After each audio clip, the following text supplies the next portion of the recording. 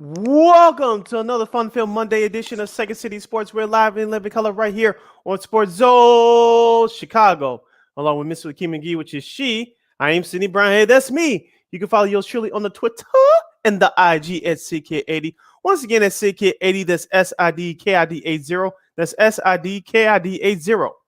Sorry for early technical difficulties, folks. You can follow me at Keenan McGee on the Twitter and at Keenan McGee on the IG. Make sure you download that Sports Zone Chicago app today, wherever you get your apps. You want to know why? Because we said so, that's why. And also, too, you can catch our other 4 live shows throughout the week. So you happen to miss them, you can go back and watch them and listen to them at your own leisure. So make sure you download that Sports Zone Chicago app today. Speaking of Sports Zone Chicago, you can follow us on all social media platforms on Facebook, Twitter, Instagram, and YouTube. Please find Sports Zone Chicago on all social media platforms on Facebook, Twitter, Instagram, and YouTube. You don't want to catch the audio version of this beautiful show? You can do so by subscribing to our podcast at War on Anchor. We are available on all podcast platforms, including the iHeartRadio app. Make sure you type this in your search engine boxes on those podcast platforms. You ready? WARR on Anchor. Once again, at War on Anchor on all podcast platforms. And make sure you give War Media a follow at WARR Media on all social media platforms on Facebook, Twitter, Instagram, and YouTube. Once again, at War Media on all socials, Facebook, Twitter, Instagram, and YouTube. And thank you very much in advance for your support. Like, share, subscribe, and tell your friends. We are unapologetically fun, and we have very definite opinions. If you have any definite opinions to our extravaganza we call a Sports Talk Radio Show, you can always hit us up on the comment section at Sports Zone Chicago's Facebook page or Sports Zone Chicago on YouTube. Type in your questions or comments in the comment section. Lakeena will get them up on the screen for you. But you decide to troll and or do something stupid, I'll give Lakeena full power to give you fools to be a boot. Bye-bye. I love when she says that. But before we begin, we must remind you that you can also catch Sports Zone Chicago now available on Roku TV. That's right. Sports Zone Chicago is now available on Roku TV. So celebrate with the squad and get with the program. Sports Zone Chicago is now available on Roku TV. If you already have a Roku television, just tap on the Sports Vote and download the Sports Zone Chicago app through that avenue. If you don't have a Roku TV, that's okay.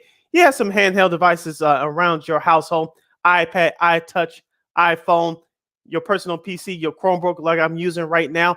Just download the Roku TV app and access Sports Zone Chicago through that avenue. So no more excuses. Celebrate with the squad and get with the program.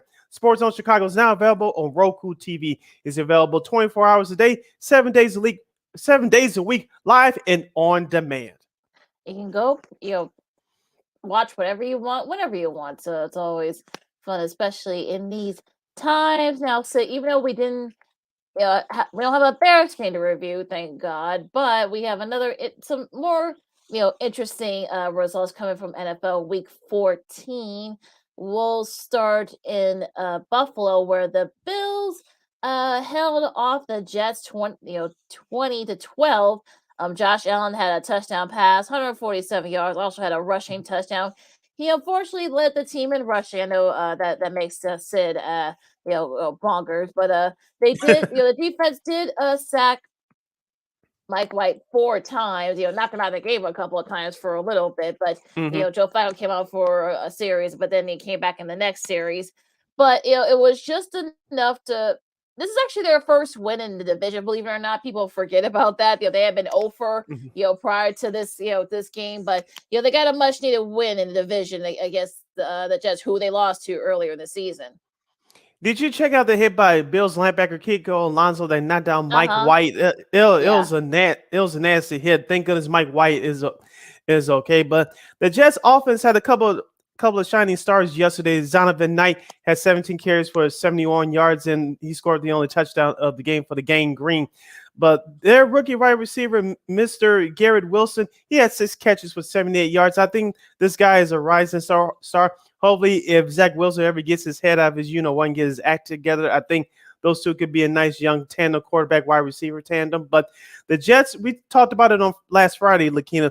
They'll stay in it because of their defense, and they gave Buffalo trouble early in the season up there at MetLife Stadium. But the Bills had enough offense yesterday to hold off the New York Jets. The Jets just shot themselves in the foot offensively, and it was just crazy to watch that. The Buffalo really could have put the Jets away, but give the Jets defense credit. They have really been the story for for New York this year.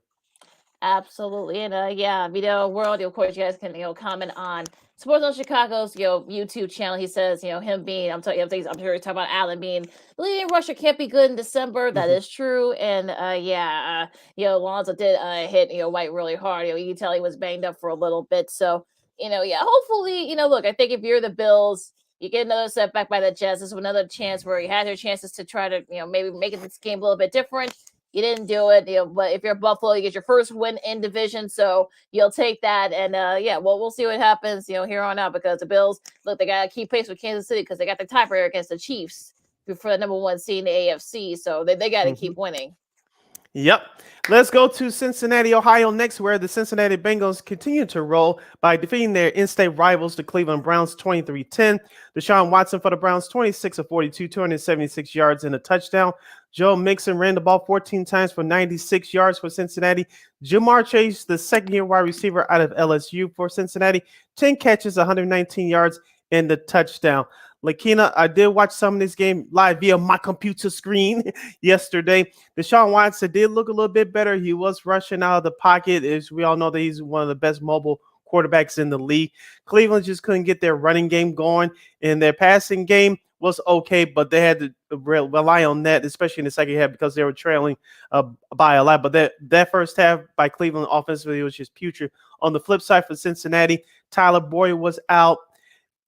Also, their starting tight end was out. So Joe Burrow was working with a very limited bunch yesterday, but somehow Cincinnati gets it done the old-fashioned way at home. Well, yeah, I mean, they really didn't do too much because, despite Miles Garrett, that defense is, not the best. They've been struggling against the run, especially. So I think, against the pass as well. So that's why Chase was able to get to, do what he did. Also, too, Trenton Irwin, had a nice showing, had a touchdown catch. So, look, the Bengals, look, they're trying to keep pace with the Ravens. We'll get to them in a second. But, look, it looks like Cleveland is basically over and done with them. So, I mean, if you're Cincy, it's basically between you and Baltimore for the AFC North. All right, let's go down to the state of Texas, where the interconference battle took place for the Battle of Texas, as the Dallas Cowboys come from behind to defeat the Houston Texans 27-23. Excuse me. Dak Prescott for the Cowboys was 24 of 39 for 284 yards and a touchdown. He also threw a couple of picks, which was bad as well. Thank goodness I didn't start him on my fantasy team yesterday. Dameon Pierce, the rookie running back out for the Houston Texans, had 22 carries for 78 yards and a score. And for the Texans, Mr. Chris Moore had 10 catches for 124 yards. Lakeena, the Dallas Cowboys, I'm not going to sit here and say they were playing around with the Texans yesterday. The Houston Texans controlled the majority of their game, but they had Driscoll at quarterback. Then they went back to Davis Mills. Lovie Smith, he has to find the quarterback and a whole lot more stuff. But Lakeena, their defense, as we said on our show last Friday, they're going to give some Dallas Cowboys offense some trouble. They gave them all they could handle yesterday, but the Cowboys finally woke up in the fourth quarter and beat the Texans basically on the last drive of the game, going 98 yards. Well, yeah, I mean, that would have been funny if they had lost to the Texans. That would have been hilarious. But I mean, he did. Pollard got had another touchdown, and look, he's been kind of like that unsung hero for them. I think he's one of the reasons why the Cowboys are where they are right now. Now, unfortunately, look, that Houston defense, did slow him down a little bit, especially for most of the game, especially except for that final play. Look, I feel like the Cowboys as one of those teams. Could they perhaps maybe be one of the favorites in the NFC? Sure, but I think Houston gave you the playbook as to how you can slow them down. So we'll see what happens. Going through that. But look, I mean, the if you're, yeah, you don't take the win of the Cowboys, but you could have played a lot better than you did. Also, as of note, Cowboys starting right tackle Terrence Steele tears his ACL and his MCL, so he's going to be gone for the year. So the Cowboys are usually known for having one of the best offensive lines in the game. It's going to be challenged now with Mr. Steele being out for the rest of the year with a torn ACL. You listening to Second City Sports on a Monday edition. We're live in living color of sports on Chicago. I'm Sid. That's Lakeena. As we continue to review Week 14's action from the NFL from Sunday, let's go up to Motown, Lakeena, in a crucial NFC North matchup between the Detroit Lions and the Minnesota Vikings. As we all told you at least I did anyway, as I told you on Friday doing our picks with Christine, the Lions would get the best of the Minnesota Vikings. Well, they did just that. by defeating Minnesota by 11, 34-23. Kirk Cousins, 31-41, 425 yards and 2 touchdown passes. C.J. Moore for the Lions, 1 carry for 42 yards. Mr. Giddy, Mr. Justin Jefferson for the Vikings, 11 catches for 223 yards. Yeah, they allowed another 464 total yards. That's been a big issue for Minnesota. This last few games. It's like this is what their third or fourth straight game with 400 plus total yards that they gave their opponent. But it's sort of this is the thing that this is probably one of the reasons why I think people are questioning Minnesota how good they really are because they've given up so many yards and such, but they thought that maybe they could give themselves the hole. They were able to get out of it. They've been to get out of it in a couple of those games that I talked about, but just in this case, Detroit made them pay, and they just couldn't get their offense going. Now they have 425 receiving yards themselves, but unfortunately, they just couldn't get it going. They couldn't slow down Detroit's offense for whatever reason. So, but again, it happens. They're 10-3. Detroit needed to win more than Minnesota did, so they stay in the playoff chase. They're still 10-3, so it is what it is. But you just put your season series in that, and that's fine. But Yeah, our guy Lamont Scott, which we just posted up a comment from our Facebook page. Detroit looks strong and tough and might run the table the rest of the way. We'll get to that in the next half hour, Lamont. So we're definitely going to discuss Detroit even further. But of note from the Lions from yesterday, now they're 6-7 on the year. At least one team who has posted a 6-7 record over the last 4 years has made the playoffs. Will the Detroit Lions be that fifth team? We'll discuss it in the next half hour, and we'll go through that schedule and see if they realistically have a shot in that. On the flip side for the Minnesota, you can kiss the number 1 seed goodbye because remember, Philadelphia beat them early in the year on Monday Night Football, and of course, we'll get to Philadelphia coming up here shortly, but Philadelphia has, I believe, a 2-game lead on Minnesota, and Minnesota could have wrapped up the division yesterday, but that's all gone for now. So Minnesota, you can kiss that number 1 seed goodbye. Let's sneak in one more game in here, Lakeena, before we break for the bottom of the hour. The Tennessee Titans, they go down shockingly at home to the Jacksonville Jaguars, 36-22. Trevor Lawrence, 30-42, 368 yards and 3 touchdown passes. Derrick Henry rebounded for that awful performance last week in Philadelphia. He had 17 carries, 121 yards in the score. And Evan Ingram, the former tight end for the New York Giants, he had 11 catches, 162 yards, and 2 touchdowns for Jacksonville. Lakeena, even though we all picked Jacksonville on Friday, we picked Tennessee on Friday. This didn't shock me that Jacksonville won. Maybe the way they dominated was the way it will shock it to most people. But Tennessee, I don't know what's going on with them. You thought they would get it together after last week being embarrassed on the road by perhaps the best team in football in Philadelphia, but they should have taken care of business against the Jaguars. I'm not saying the Jaguars are going to make the playoffs, even though I predicted at the beginning of the year. But Tennessee was they're really trying to, or really close to fumbling the bag of winning that bad AFC South. I mean, this is sort of like kind of a shocker. You saw that, oh, okay, sure enough, we see the Jacksonville team that we saw earlier in the season, the one that shut out, Indy in their first meeting and such. Lawrence had, 368 yards and 3 touchdowns, and it was really their defense that kind of slowed down that Titans offense. They kind of kept once they did give up, their respective yards, but they didn't really give the ball too much to Derrick Henry. He only carried it 17 times. So I don't know if they were trying to throw the Jags off. It just didn't work, or they just kind of stood still.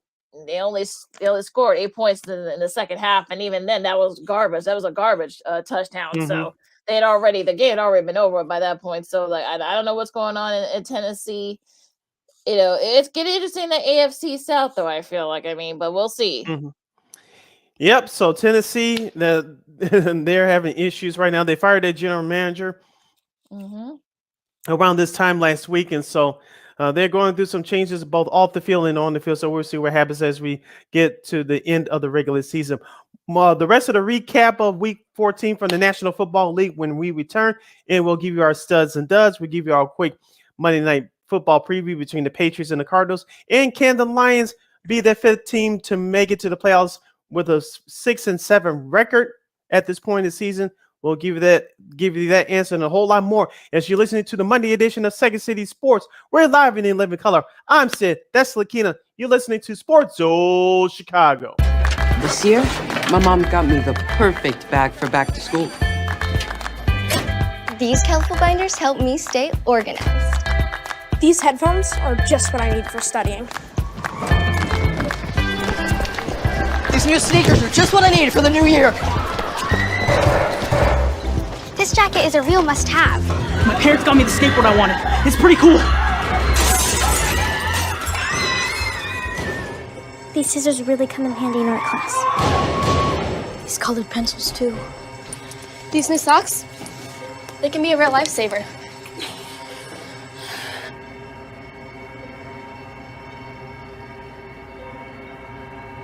I finally got my own phone to stay in touch with my mom.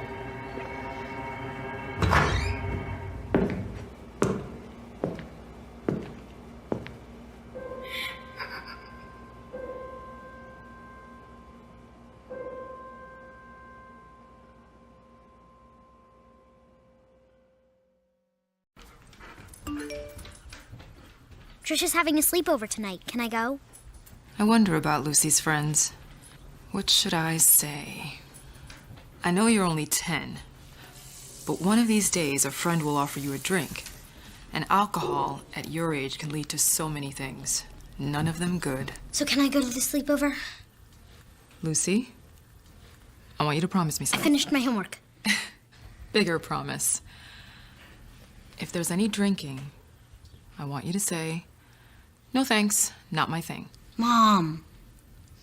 I promise you. Your real friends won't care. Deal? Sure. Really? I promise, Mom. They really do hear you. Did you pack your toothbrush? For tips on how to start the talk, visit underagedrinking.samhsa.gov, a public service message from the Substance Abuse and Mental Health Services Administration.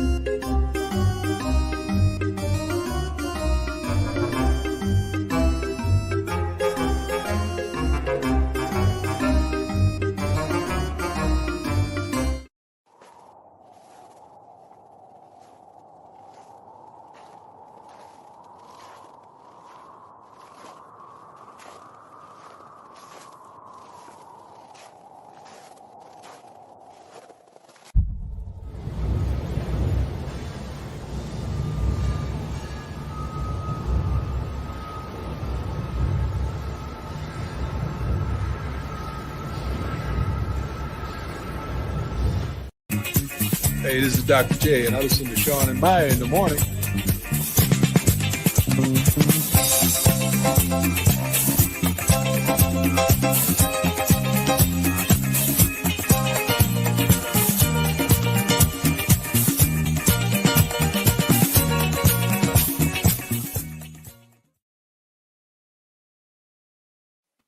Oh, sorry.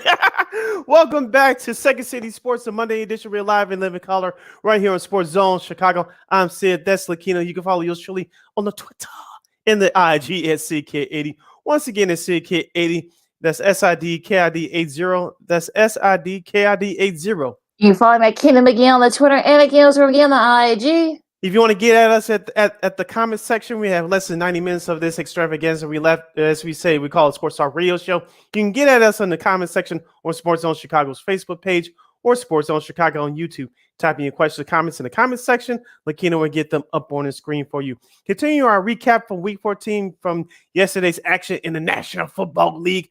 We'll go up to East Rutherford, New Jersey at MetLife Stadium, where the New York Giants get trounced by the best team in the NFL, arguably, and that's the Philadelphia Eagles. The Eagles trounced the Giants 48-22. Jalen Hurts, perhaps your front runner for MVP, 21-31, 217 yards and 2 touchdown passes. Miles Sanders ran the ball hard for the game. Green 17 times for 144 yards and 2 touchdowns.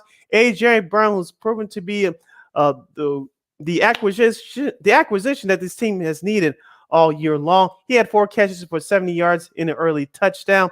Jalen Hurts scored his 10th rushing touchdown of the season. Lakeena, I turned to that game live in the first quarter. And I saw they were starting to pull away from the Giants early, I was watching other games. But then when I saw the score at halftime, I was like, I don't need to waste my time turning back to this game because the Giants, they were outclassed by a better team. I know they have injuries, but Philadelphia's just that much better than the New York Football Giants. As we told you guys the last few weeks, you're going to see who are the real New York Football Giants. You definitely saw it against arguably the best team in the league yesterday. Yeah, I know the Giants have had their had their injury issues, but they've been, spiraling out, down. And I figured that was going to happen. Miles Sanders, 144 yards and 2 touchdowns. He's already in double digits. He's the first running back for the Eagles to do that in a season since he got all the way back to 2011. And Shady McCoy, Hurts did do it last season. He had 10, but he's the first. Sanders is the first true running back. And the defense, did what they're supposed to do with Philly. I mean, they combined, sacked both Daniel Jones, and they brought in Tyrod Taylor, and he scored the last couple of points. But they sacked them both a total of 7 times. So that's sort of just the class of that division, and perhaps even the NFC. I'm talking about the Eagles. Those who are the Bears going to be playing on Sunday, folks. They're already a 9-point favorite. So be prepared, folks. I know our buddy Marshall Harris from CBS 2 said that in a podcast that he does that he's picking the Bears to upset the Eagles. I think we're gonna have to have a little bit of a talk with him about that. But but yeah, I mean the Eagles, like you said, I mean, they're taking it one day at a time. They've already clinched a playoff spot, and I think they may have already or on the cusp of clinching the NFC East, but they're still teams up behind them. But yeah, I mean, in this case, the Giants, I think this might be the beginning, kind of I don't want to say this is the beginning of the end for the Giants, but they're down to 7-5-1 now. So this might be kind of like the beginning of the end for them. And they go to our nation's capital next Sunday night for a showdown against the Washington Commanders. And those two teams played to a tie last week. So next week's game will be that much more important given what happened yesterday at home. Let's go to the Steel City next in this AFC North rivalry, where the Baltimore Ravens, they had their starting quarterback, who was their backup quarterback, who was injured yesterday. They hold on to a 16-14 win over the Pittsburgh Steelers. Mitchell Trubisky, former Bear, he's subbed in for the injured Kenny Pickett. For the Steelers, he was 22 of 30, 276 yards, 1 touchdown, and 3 picks.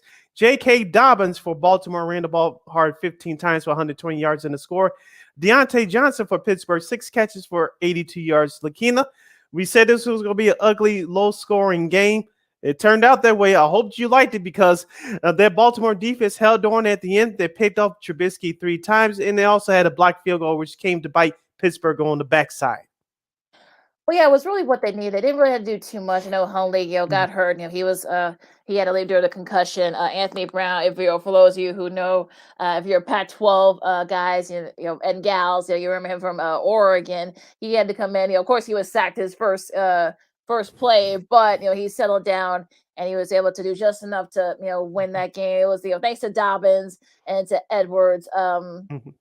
They were able to win that game. I think this is the first time in a while that the Ravens have beaten Pittsburgh in Pittsburgh. I remember Dobbins was doing the post game interview. He said this is the first time in his 3 years since he's been at Baltimore that they've beaten the Steelers in Pittsburgh. So look, you didn't have to do too much. Look, Hundley didn't mess up too much. Brown, when he came in, didn't mess up too much. You did just enough to win that game. Your defense, Roquan picked off Trubisky. I'm sure they did that a couple of times when they were in they played for the Bears together, but also let that block field goal that did them in. So look, you just if you're the Ravens, you were with your top guy, Lamar Jackson, but you did just enough to win that game. And look, you're trying to keep pace with the Bengals because they're really literally right there nipping at your heels. You got a couple other games. We'll see if Lamar plays this weekend. I know they're going to try and see if they can get practice this week, but look, you just enough to win, so you take it if you're Baltimore. You're listening to Second City Sports. We're live in 11 color on the Monday edition right here on Sports Zone Chicago. Sid Lakeena here with you. Continue our recap from Week 14's action from the National Football League. Let's get to the late games. The Denver Broncos, Lakeena, they scored 28 points. Yay! The bad news, they lost. The Kansas City Chiefs played around with them, but came through when they needed it most at the end. The Chiefs defeated the Broncos in this AFC West rivalry, 34-28. Patrick Mahomes, 28 of 42, 352 yards and 3 touchdowns. Isaiah Pacheco, Pacquiao, if I'm pronouncing that correctly, he had 13 carries for 70 yards. And Jerick McKinnon, the backup running back, he had 7 catches for 112 yards and 2 touchdowns. Willie Gay, the linebacker from the Chiefs, picks off Russell Wilson and takes it to the house to basically seal the game. Lakeena, Denver, we said they need to play better, and they did, but they ran up against a better team yesterday, and they also had a couple of crucial mistakes down the stretch. And it couldn't stop Kansas City when they needed the most. Yeah, I mean, they fell into the hole pretty early. I think that's what, give them credit for at least, bouncing back and not like giving up. But at the same time, though, they did have like a couple of mistakes. They could have easily, came back and won this game and pulled off the upset. And I think, if I'm, reading this right, I think, Pat Mahomes is what, like 10-0 now against the Broncos in his career. He's a 4th QB in the Super Bowl era to record at least 10 plus wins against a single opponent without a loss already. He only trails Andrew Luck, who was 11-0 against the Titans. So it's been sort of one of those things. The Chiefs have had, and especially Mahomes himself has had the Broncos number, I should say. So, but yeah, I mean, like I said, Nathaniel Hackett, I think he's just buying his time till the end of the season. Yeah, it is what it is there. But yeah, I mean, they gotta keep pace with Buffalo. I'm talking about the Chiefs, so. Yeah, the Chiefs are 10-3, while the Broncos' record now falls to 3-10 on the year. To America's Game of the Week from Fox yesterday, the San Francisco 49ers dominated Tampa Bay, Tom Brady and company, as the 49ers blow out the Tampa Bay Buccaneers 35-7. Tom Brady, of course, is from Northern California. He had family and friends, I believe, a party of 83 who was there at Levi's Stadium yesterday out there by the Bay. The Buccaneers offense looks putrid, and they got a whole lot of issues. We'll discuss in just a moment. But Brady was 34 of 55, 253 yards and a touchdown pass. Christian McCaffrey for the 49ers, 14 carries, 119 yards and a touchdown. And Brandon Ayuk, 2 catches for 57 yards and a touchdown. Brock Purdy, Lakeena, he doesn't have to be the greatest right now, but he's doing enough to get the San Francisco offense by. And it's very nice to have a complimentary player in Deebo Samuel, and we'll talk about his injury in a second. But Christian McCaffrey is not a bad person to be at your right hip either. Yeah, he had a rushing touchdown and a touchdown catch. I think it's like just the 4th time I think since he joined the 49ers that he's had that. So of course he's been like a big pickup for them. And as far as Purdy is concerned, I mean, look. He didn't make any big mistakes. He did just enough to win that game. And look, it helps that the Bucs defense is not very good. So I guess that helped a lot in that sense. But look, I mean, the injuries are kind of mounting up for them a little bit. Deebo's going to be out for the rest of the regular season at the very least. He should be back by the time the playoffs start with the ankle injury. So, Kyle Shanahan already confirmed that. But, you got Purdy didn't seem, he seemed unflappable. I mean, I know he said he faces this, number 1 defense all the time at practice. So, you kind of see why. And also, he saw his parents. His parents are because his dad and his mom. That was an awesome moment. Yeah. Yeah, they usually don't go to his games. I guess they don't want to make him nervous, or they get nervous. watching him. And vice versa. I remember when he was at Iowa State. They didn't go to many of his games there either, even though they live close by. But yeah, I mean, look, I think Will Purdy. I know people want to say Purdy is sort of the next best thing, but look, let's give some love to the QB coach Brian Greasy. I mean, he's gained some weight there since leaving Monday Night Football. It's grown his hair out too. He's got a little bit of a mullet thing happening, but yeah, I mean, he's doing pretty well. Developing these QBs. I mean, look, Jimmy G, stayed on as long as he could, and then he struggled. And then Trey Lance was able to come in, but yeah, he got hurt, and then Jimmy G, they was going along, and then he got hurt, and now Purdy's coming, has been coming on. So we'll see if can Purdy keep it up. It's gonna be hard to do, but at least right now, look, it helps you got a good defense, with you. So and you got Christian McCaffrey as well. So yeah, I mean, we'll see. We'll see how San Francisco does the rest of the regular season. And the NFC South division is wide open. You want to know why? Because the Carolina Panthers said so. That's why. Because the Panthers upset the Seattle Seahawks in the Pacific Northwest yesterday, by the score of 30-24. Geno Smith for Seattle, 21-36, 264 yards, 3 touchdowns and a turnover. Chuba Herbert for Carolina, 14 carries for 74 yards in the score. And Mr. Marquise Goodwin, does that name sound familiar, folks? Yes, he was on the Bears last year. He had 5 catches, 95 yards, and a touchdown for Seattle. DK Metcalf scored a touchdown as well for Seattle early, but Carolina jumped on Seattle's mistakes early, and it proved out to be the difference in the ball game. Yeah, 2 early interceptions by Gino, and that kind of did them in there. I think one of them was set up for a touchdown. So I mean, look, give Steve Wilkes in Carolina credit. I mean, they had a couple losses that could have been wins. They could probably lead in the division right now. And with Tampa Bay having their issues and Atlanta, their various issues. So could the Panthers perhaps maybe sneak in there, and perhaps win the division? Sure, what the heck? I mean, the NFL season's been weird already, so sure, why not? But yeah, I mean, why not? Why not? Right. I mean, look, Sam Darnold, looked like he didn't skip a beat after sitting for like the last 5 weeks.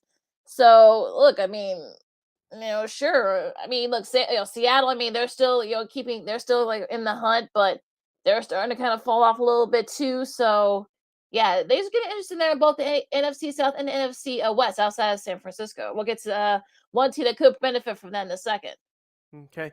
And the Sunday night matchup took place at SoFi Stadium on the West Coast, where the San Diego Chargers of Los Angeles, as we call them on this show, the LA Chargers defeated the Miami Dolphins 23-17.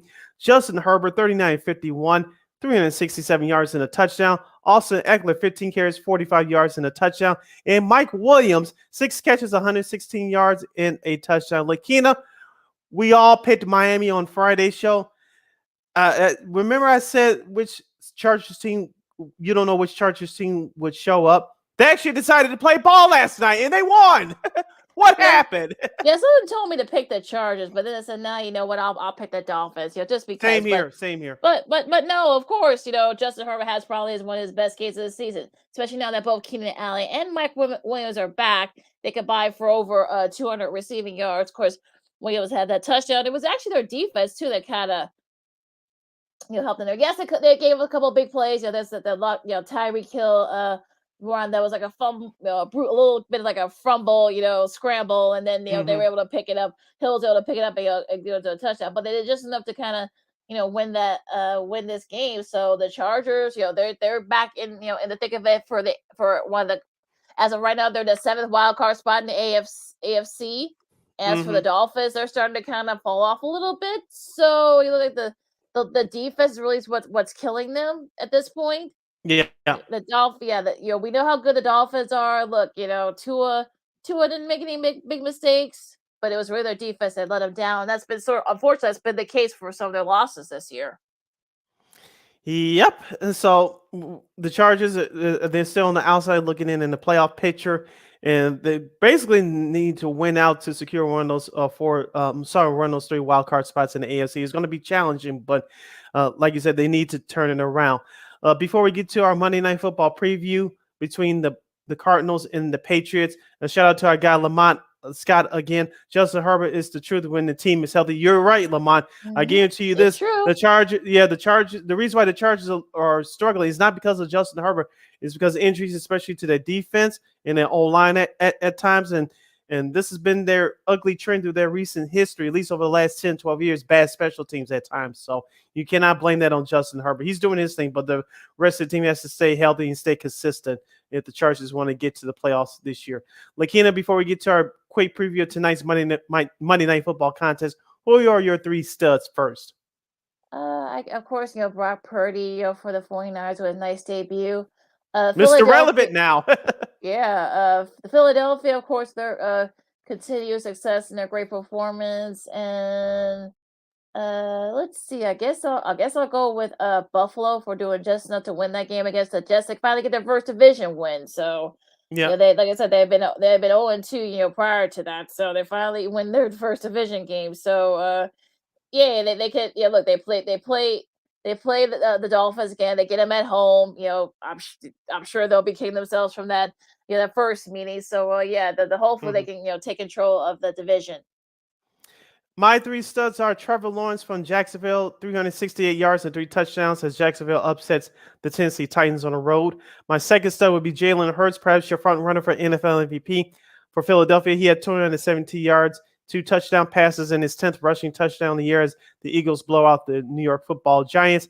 And my third stud would be Mr. Justin Herbert, 39 and 51, 367 yards and a touchdown. The Chargers get back on track to beat the Dolphins 23-17 to have a record now 76 on the year and trail the Dolphins by 1 game for that AFC wildcard spot.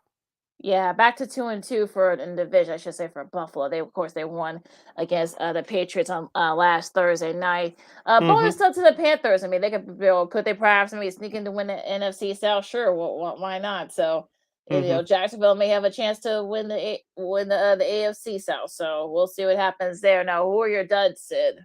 The Cleveland Browns offense. I know Deshaun Watson looked good, especially in that second half, but it was too little too late as the Bengals beat the Browns 23-10. My second dud, whoever's number 4, the wide receiver from the Houston Texans on that last play of the game. You had 3 Dallas Cowboys defenders on your left hip. Go over there, knock the ball down, and try to at least attempt to catch the ball. He just stood there like, are you kidding me? How dumb are you? I'll leave it at that. For those of you that didn't see it, go look it up on social media via the YouTube. And my third dud, it'll be the Tennessee Titans. That was a putrid performance at home against your division rival. If they're not careful, they may cost them a playoff spot. Yeah, probably so. My duds, I'll go back to Thursday and say the Raiders, just for giving up that lead against the Rams to a guy that they literally brought off the street to play their quarterback. Really, Vegas, trust me, this wasn't Josh McDaniels' first year as head coach of the Raiders. If this was like his second or third year, he would have been fired after that. This is the first time coaching though either, so that's right. a whole different. That's a whole different thing. The Giants, it looks like they're starting to kind of not unravel. I know they've had some injury issues, but the worst time for those types of things to happen. And I'll say Seattle. I don't know what to. I know they've also had injuries, but you just got to execute better. You're kind of right there in that division, the NFC West. Now that the 49ers have been bouncing back for their various injury issues, it's sort of a next man up mentality. So I don't know what's going on up in Seattle right now. I know Pete Carroll needs to maybe do a little bit of soul searching there, but you've already overachieved, but it is what it is there. Minnesota, you need to do something to kind of tighten up your defense. Over 400, just straight game giving up over 400 yards total yards to an opponent. That's not good if you're trying to win. Not only you'll win the division because the division is terrible for the most part, but you can't do that especially if you're trying to go far in the playoffs. You can't be doing that. Yep, so it's going to be a challenge for Minnesota, especially their defense down the stretch as they prepare for the playoffs. Now, Lakeena, before we get to the other team in the NFC North Division, we'll give you our quick Monday Night Football preview. Tonight, Monday Night Football is in Glendale, Arizona, I should say, in State Farm Stadium.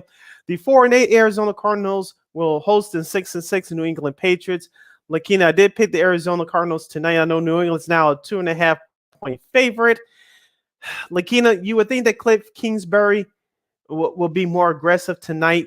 New England doesn't have that much on offense. I know Mac Jones has regressed as the year has gone on. And I know he's showing his frustration right now. New England, unlike early in the year, they cannot run the football. Their defense is still active, but they've been shredded too. Arizona, on the flip side, they've been inconsistent. You would think that Arizona get their act together tonight. You would think, Kyler Murray, you need to lead this team. Defense needs to hold their own, and this really a toss-up game tonight. I know we all picked Arizona on Friday, but I don't know. I don't know. Arizona's coming off a bye, and of course, the Patriots didn't play. Haven't played since last Thursday against the Bills, so both these teams are going to be well rested. I know Rondell Moore is out for the Cardinals, but they really shouldn't have any issues, like you just said. I mean, they should be able to, get it together. Perhaps maybe look that defense for the Patriots. I mean, they're okay, but they're not great. So they should be able. I would say give the ball to James Conner if you can, and let just let Kyler Murray go to town. And as far as their defense, I'm sure JJ Watt would love to get at a Patriots QB. Yeah, maybe it's not Tom Brady, but I'm sure he would love to try to get his first crack at any Patriots quarterback. So I'm sure he'll be ready tonight, and there will be a Manning cast. So you'll be able to see Peyton and Eli added as well. So this should be an interesting game. I mean, like I said, I'm sure both teams are going to be very rusty, to say the least, but I think they should pick up. But I think the Cardinals will do just enough because they're at home. If this was in Foxborough, I probably would have picked the Patriots. But since it's in Arizona, I'm picking. That's one of the reasons why I picked the Cardinals, just because I think they're just a little bit better, like our girl Christine said. Yeah. So this game will be seen tonight on ESPN at 7:00 Chicago time. ESPN2 will have the Manning cast. All right, guy Lamont Scott Jackson via the Facebook page, he says Pete Carroll's trying to trade in his AARP card for a link card. Pete Carroll's acting like he's 57 years old. He's 37 years old instead of in his late 60s. But we'll see how Seattle finishes up the regular season. I know they host the 49ers on Thursday Night Football this week, and so this is a crucial time for the Seattle Seahawks. I know both their running backs are down, and that was part of the reason why they lost yesterday to Carolina. Of course, we mentioned the early turnovers, Lakeena, for Seattle, so they were trailing for most of that game. But we'll see what happens with the Seahawks. Real quick, Lakeena, the Detroit Lions, I know they'll play the Bears at home in a couple of weeks. Spoiler alert, I'm picking Detroit for that one. What a shock. But Detroit can become the fifth team in NFL history over the last fifth team in the last 5 years to have a 6-7 record at this point in the season to make the playoffs. Do you think they will do it? I know you had the schedule in front of them. I think they could do it. They play the Jets on Sunday, so that's going to be a tough one, especially since they got to play in New the Jersey. road. Yeah, that's going to be tough. The Panthers, we'll see where they are. They've got a little bit of a spring in their step too. They feel like they have a outside shot of winning that division. So the NFC South, the Bears, they'll have a lot to to play for in that one, and the Packers too. Look, they'll probably win that game because I'm sure they'll probably sit Aaron Rodgers and some of the top guys too. So yeah, could they win a shot? I think they're gonna go like maybe either 2-2 or 3-1. I don't think they're gonna win out, especially with those next two they got coming up. Yeah, if you're Detroit, like you said, Lakeena, at worst go 2-2, but I think realistically they can go 3-1. Like you said, the Jets game coming up next Sunday is going to be tough. Isn't that Carolina game on the road too? Yep. Okay, so as long as they can split on the road and take care of their home games in the last 2 weeks, they'll be in the playoffs. Like I said, Dan Campbell, we can say what we want to about him. I know that the HBO program Hard Knocks helped them out this year. I know they started out playing hard in the beginning of the season, even though the results didn't show for as far as wins. But they turned it around lately, especially running the football with Jamal Williams, a former Green Bay Packer, by the way. And Jared Goff hasn't made too many mistakes. You saw that again yesterday against the Vikings in that win at home. Like I said, we know that this Lions team can be consistent at times. That's just the nature of their history. So they can exercise those even sure. Could they sneak in sure? But like I said, it's going to be tough though, especially those next two. But again, we'll see. Hour number 1 in the books. Hour number 2 straight ahead. The Bulls have an up and down weekend. I have a feeling. You don't say. Well, look, I've got a feeling I'm going to have to tell Bulls Twitter where to stick it again. So I think I'm going to have to do that. So also too, we'll talk some college hoops for the first time this year, and of course, shout out to the newest Heisman Trophy winner, and we'll talk a little bit of hockey as well. Lakeena McGee. Of course, old school TV Monday. I gotta see. We'll see what show Sid's got up his sleeve for today. Lakeena McGee, Sidney Brown, Second City Sports on Sports Zone Chicago. Hour number 2 coming up right after this. No, I don't know though. I'm scared. You're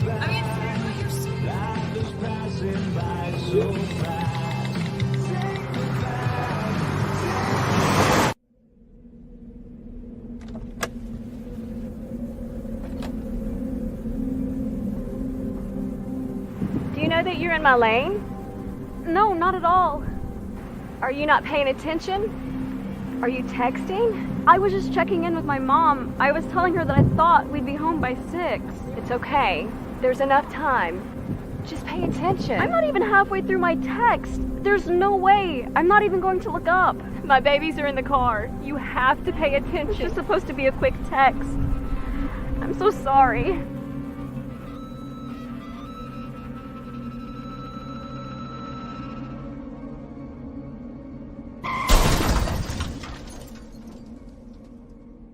Hi, I'm Tom Brady, the director of DODEA. September is National Suicide Prevention and Awareness Month. The simple act of reaching out and caring for those in our communities is something we all can do. Just being there for someone you care about can be a tremendous first step in getting them access to confidential resources and support that they need. It only takes one person and one small act and 1 minute to make a difference. Let's make a difference.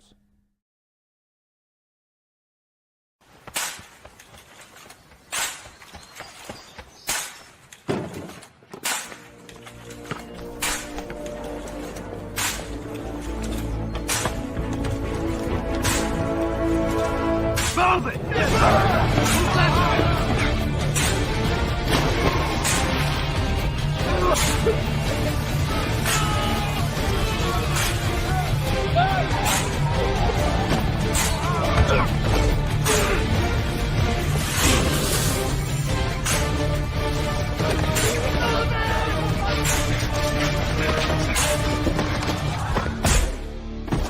Many will hear the calling. Few will earn the title. United States Marine. The few, the proud, the Marines.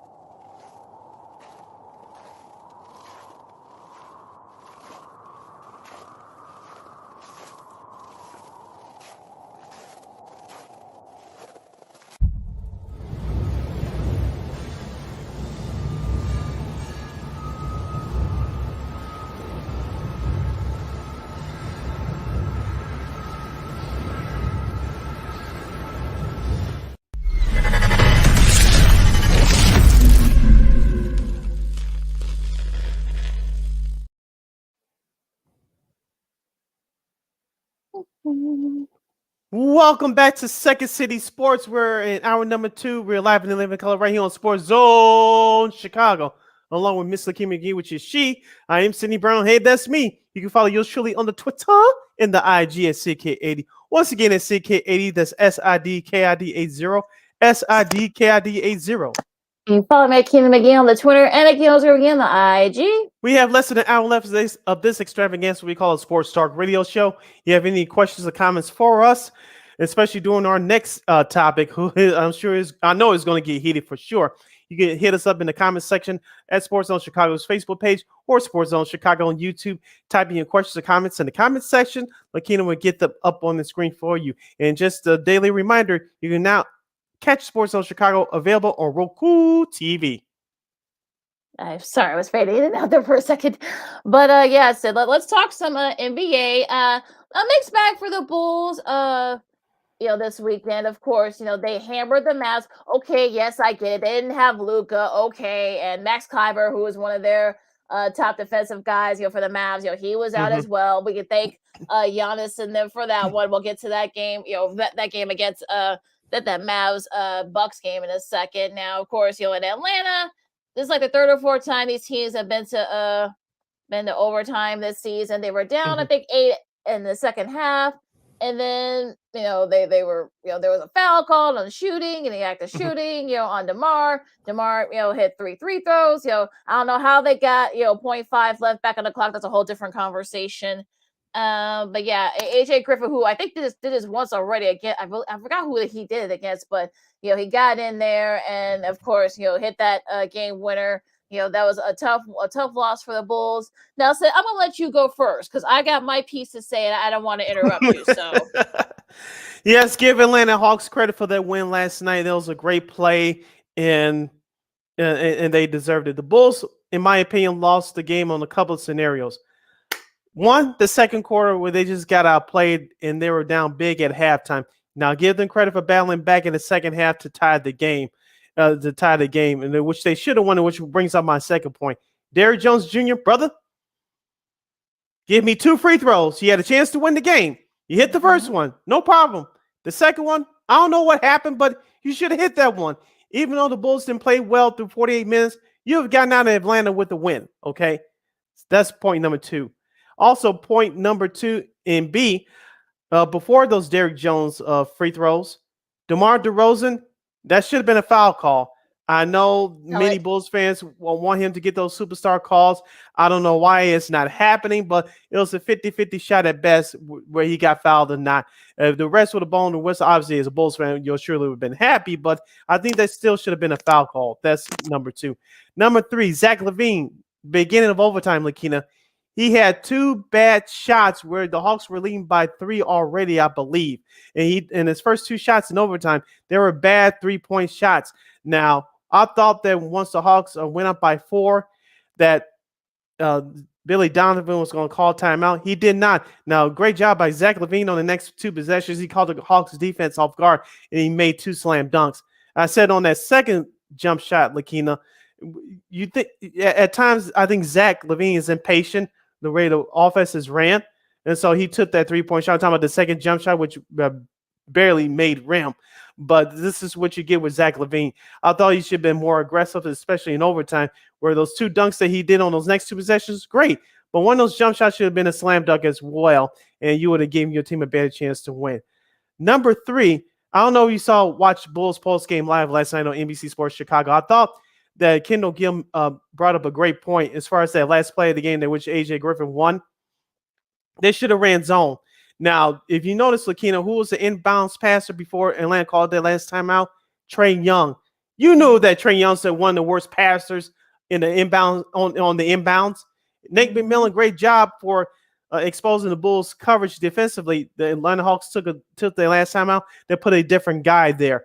Now, the Bulls, if they would have played zone like Kendall Gill said, it would have been more difficult for Atlanta to get off that last shot. Basically, everybody knew what Atlanta was going to do as far as passing at the ball at the rim with 0.5 ticks on the clock. Now, if you'd have played zone, you would have got 2 guys at the basket, and you would have held on to a win. I know you didn't want to give up a foul there, but you would have had 2 guys at the rim, and you'd have won the game. I would have backed off Vucevic and had him go guard the basket, and you'd have been okay. But those are 3 things that I took away from last night's loss with Chicago. Here's what I would counter that when I hear people say that. You're taking your chance of have someone getting fouled. Remember, if someone gets fouled, rather was Bogdan, got fouled, shooting a 3 of all things. If Griffin would have got it off, he would have been hacked. They would have called that. So I disagree with when folks say, they should have played zone. Okay, number 1. Number 2, some people said that Drummond should have been out there. Drummond's not exactly a rim protector. So that whole thing about him, would he have done a better job, controlling Griffin than Derrick Jones Jr.? Maybe so. I mean, maybe the veteran president might have kind of like, no, you know what? No, you're not. Maybe doing one of these, he probably would have said, no, you're not getting this ball. No, you're not. And who would say that Trae Young would not have gotten? I don't know who that was. I don't know if that was Terry or Capella, but I don't know who. Who's to say that Trae Young would have gotten that ball and he would have shot the ball from there, and then people would have had different issues with that too. So that's another thing I have an issue with that as well. Everybody needs these armchair coaches. I think it's just silly to say that, oh well, if they had done this, and this. Hit your free throws, Derrick Jones Jr. You're 82% free throw shooting, which is pretty good. Yeah, especially in today's NBA. For a big guy, especially. So you should have hit that second free throw. We wouldn't be having this conversation. You just hit your second free throw. You would have went away with the win. You would have had a nice 3-game winning streak. You'd be gearing up for your game on Wednesday against the Knicks. You'll be on ESPN. Cool. That would have been fine. Also, too, remember, like you said, that second quarter really killed them. And look, to their credit, though, they got back. They made it a game. You got back and forth and such. Great. That's awesome. You get outscored by 13. Now look, to their credit, though, they were able to get back. So there are multiple reasons why the Bulls should lost that game. Not just that one play and such, which I'm sure teams are going to be looking at that now because this is the second time they've done that this year. I'm talking about Atlanta. So same play. AJ Griffin, of course, is that Adrian. I don't think he did that. He might have did that a couple of times too when he played in the NBA. But yeah. I mean, look, I think people need to get their heads out of their whats about this, and let's go to that game against Dallas. Yes, I know Luka didn't play, blah blah blah, but look, you did what you're supposed to when the team is out their best player. You jumped on there early. Yeah, they had a rough second quarter, first quarter. They only were up by 10, but once they made the adjustments, they were able to catch up. They got it back going, and they really didn't look back after that. So that's the kind of win you want if you're a Bulls fan. So for anybody who didn't bother to tweet during that game, again, wanted to tweet during this whole game yesterday and think they had a lot to say about that. Bulls Twitter, you can go pound sand. That's all I'm gonna say about that, Sid. Okay. Do you have anything else to say about either one of these games before we go to the NBA? I do. Okay. First, we had to give a reminder. Bulls fans, if you would like to comment on what Lakeena said, you always hit us up at Sports Zone Chicago's Facebook page or Sports Zone Chicago on YouTube. Type in your questions or comments in the comment section. She'll get them up on the screen for you if she's feeling okay after what she just said. But I want to point out Nikolai Vucevic. I know he scored 13 points in yesterday's loss against Atlanta. I know he scored 20 on Saturday in their win against Dallas. Now I'm not going to be one of those people like we said last year that I know sometimes he's the Bulls Twitter whipping boy, but I thought that Will Perdue on last night's postgame show on NBC Sports Chicago brought up a great point. And our morning guy, Sean Sierra from Sean and Maya in the Morning, brought this up last year, and he's continued to harp on this point this year. And I'm going to jump on their bandwagon. Why not give Vucevic the ball in the post more? No, he's not going to score every time. And I thought that Will Perdue pointed this out last night as well. You notice when Vucevic has the ball in the post, you notice it's more this year than last year. He's seeing double teams, and he's tall enough out there to see the double team. When you see the double team, you usually make the right play. And we didn't see that in last night's game. You saw it a little bit in Saturday night's game. Of course, Dallas was depleted. But you notice we talked about it early in the season, Lakeena. Vucevic is in better shape. He's demanded the ball more in the post. You notice his confidence has risen. You notice he's not taking those outside 3-pointers as much as he did last year. And so Will Perdue's point was you got to Bruce has to go and tell his teammates, whether it's Zach, DeMar, whoever, and to demand the ball in the post.